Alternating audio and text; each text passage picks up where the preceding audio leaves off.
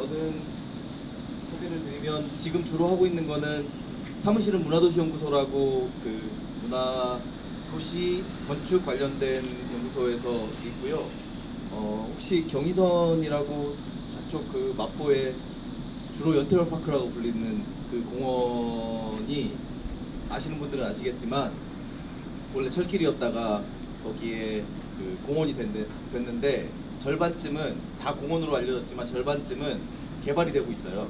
대기업들에 의해서 개발이 되고 있는데 그 중에 한 군데가 이랜드가 개발하려고 하는 데가 있는데 거기를 저희가 불법이란 말을 저는 별로 좋아하지 않고요. 비합법적으로 거기를 점유하고 있어요. 왜냐면 5번에 걸쳐서 할 건데 요즘 건축가가 5년제거든요. 5년제인데 5년 동안 배우는 거를 5번에 다 얘기를 해줘야 되기 때문에 아마 그냥 이렇게 점프하는 일이 되게 많을 거니까요. 혹시나 각자 궁금하신 것들을 질문해 주시면 좋을 것 같고, 지금 여기 오신 분들이 어느 정도 수준의 어느 정도 내용을 알고 싶은지도 사실 전혀 파악이 안 돼 있어서 제가 하고 싶은 대로 제 마음대로 일단 할 거고요. 거기에 혹시나 거기 중간중간에 혹시 말하는 중간이라도 궁금하신 점이 있거나 뭔가 좀 이상하다라고 생각 드시면 말씀을 해주시면 그때 바로 얘기해주는 방식으로 진행하면 어떨까 싶습니다. 네. 저기 써 있는 대로 1, 2, 3, 4, 5, 5번에 걸쳐서 진행하려고 하는데요.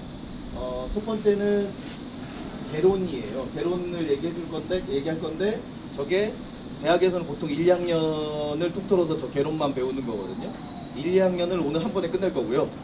네. 한 번에 끝낼 거고, 두 번째에 그 답사를 갈 겁니다. 거기 가서 오늘 배운 걸 가지고 어떤 집이 쓸만한 집인지 뭐 이런 걸 판단할 수 있는 기준을 좀 이렇게 현장에서 보는 시간을 가질 거고요. 그 다음에 세 번째가 여기서부터가 설계인데요. 그 건축 대학에서도 주로 3학년쯤 돼야 실제로 설계하는 일들을 해요. 뭐 3학년에 설계하는 게 뭐 완벽하게 뭘 하는 건 아니지만 기본적으로 도면도 그려보고 어떻게 이렇게 형상도 만들어보고 하는 일들을 합니다. 주로 설계에 대해서 얘기할 거고, 네 번째는 집이 형태를 만들어졌으면 당연히 뭐 이렇게 난방도 있어야 되고 전기도 들어와야 되고 여러 가지들이 그런 주로 설비라고 부르는데 그런 것들이 있잖아요. 그런 부분에 대해서 좀 얘기를 하고, 그 다음에 계략적인 비용을 좀 이렇게 산정하는 방식 같은 걸 좀 알려드리려고요. 그러니까 아무래도 오늘 오신 분들이 실제로 그 본인 집에 대한 관심이 많으신 것 같더라고요. 거기에 이렇게 뭐라고 해야 되나 지원하게 된 동기 같은 거를 보면 그런 얘기들을 좀 할 겁니다. 근데 물론 여기에 저 인건비를 계산할 수 있는 방식은 네 번째 시간에 할 건 아니고요. 주로 재료하고 관련된 비용을 상정하는 거고, 그것만 상정해도 사실은 보통은 지금 인건비가 재료비가 50이라고 치면 인건비가 50쯤 되거든요. 그러니까 거기에 2배쯤 된다고 생각하시고 계산할 수 있으니까 그 정도 내용으로 좀 이렇게 설명을 드리려고 하고요.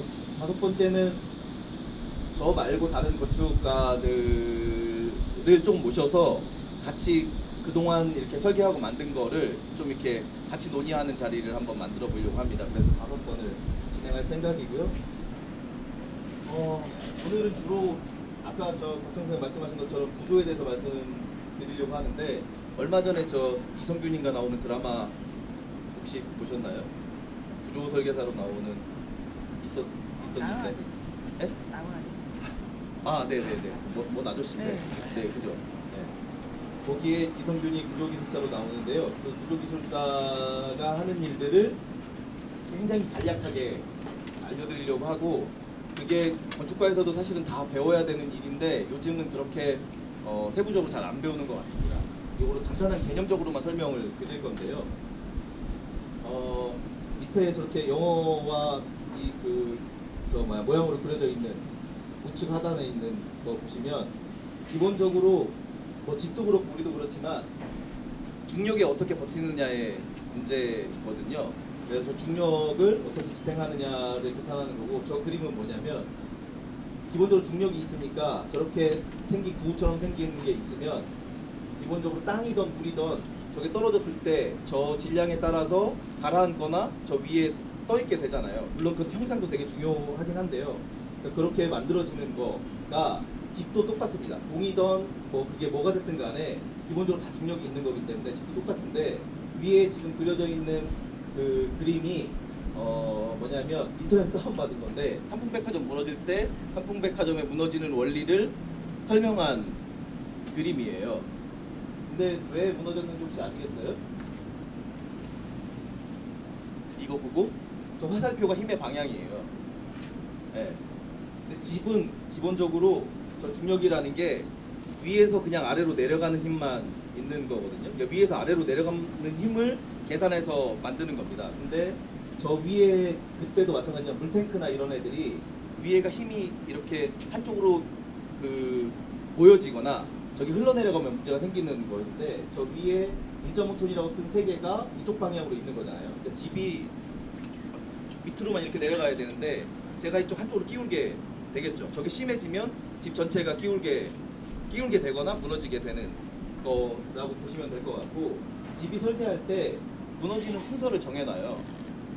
다 똑같이 무너지면 안 되거든요. 그러니까 지진이나 뭐가 났을 때 기본적으로 사람이 대피하는 시간이에요. 그러니까 집 화재도 마찬가지고 30분 정도를 버틸 수 있게 만들어 놓는 거거든요. 무너지는 걸 전제로 30분 이내에 사람들이 다 대피할 수 있게끔 만드는 건데 뭐가 저 순서에서 어떤 게 제일 나중에 무너져야 될까요? 그냥 상식적으로 생각해 보시면 기둥, 고, 뭐 슬라브 세 개만 해볼까요? 이렇게 세 개가 있는데 어떤 순서로 무너져야 될까요?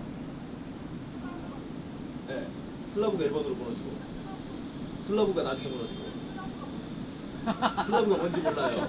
아, 이 바닥 지금 여기 서 있는 여기가 슬라브예요. 예, 예, 예. 여기 이렇게 콘크리트로 덮여져 있는 슬라브, 평평하게 있는 거, 이게 슬라브. 그리고 이렇게 수직 방향으로 이렇게 서 있는 게 기둥. 그리고 수평 방향으로 위에 기둥처럼 있는 게 고. 네. 그 세 개가 있습니다. 뭐가 먼저 무너져야 될까요? 1번은 슬라브고 2번은 고고 3번은 기둥이에요. 기둥은 무너지면 집 전체가 무너지는 거죠. 여기는 받치고 있는 게 무너지면 고나 슬라브는 의미가 없어요. 의미가 없잖아요. 위에 공중에 떠 있어야 되는 건데 그럴 수가 없기 때문에 그렇게 순서대로 무너지게 되어 있어요. 그래서 힘도 기둥이 제일 강하게, 고가 그 다음 강하게, 슬라브가 그 다음 순서대로 되어져 있습니다. 그래서 그렇게 연쇄적으로 사람이 대피할 수만 있게 무너지는 구조로 되어 있다고 보시면 될 것 같습니다. 그래서 저 그림을 보여드리는 게 밑에 있는 것처럼 저렇게 힘이 있을 때 집이라는 게 그 컵이라고 하면 이 컵의 무게에 비해서 밑에서 이 힘이 1이라고 하면 밑에서 받치는 힘도 1이어야지만 집이 서 있는 거죠. 주로 땅에 서 있을 테니까 땅에 서 있으면 땅에서도 1이어야 되는 거예요. 이건 배도 마찬가지죠. 얘가 배가 1이었을 때 부력도 1이어야 얘가 떠 있는 거지. 그 이하로 떨어지면 가라앉게 돼 있는 거잖아요. 그러니까 그 가라앉지 않게끔 만드는 거라고 생각하시면 되는데 이 힘이 물론 이 형상하고도 매우 관계가 있어요.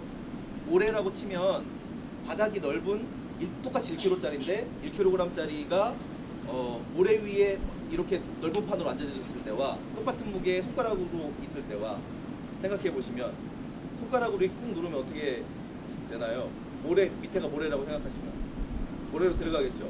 근데 이게 바닥이라고 똑같은 무게의 바닥이라고 치면 모래 위에 얹어 놓으면 들어가지 않죠. 물론 더 세게 누르면 들어가겠지만 이 면이 넓을수록 덜 들어가죠.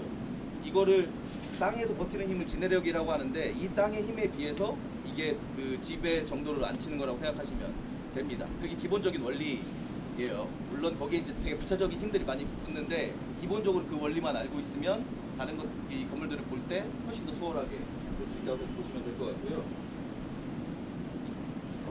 그래서 저걸 설명하는 힘이 두 개만 알면 됩니다. 저 압축력과 인장력이라는 게 있어요. 원칙적으로는 저 두 힘만 있다고 보는데 압축력은 이렇게 밀어서 버티는 힘이고 인장력은 이렇게 죄송합니다. 당겼을 때 버티는 힘이에요. 이걸 설명하려고 제가 하나 갖고 왔는데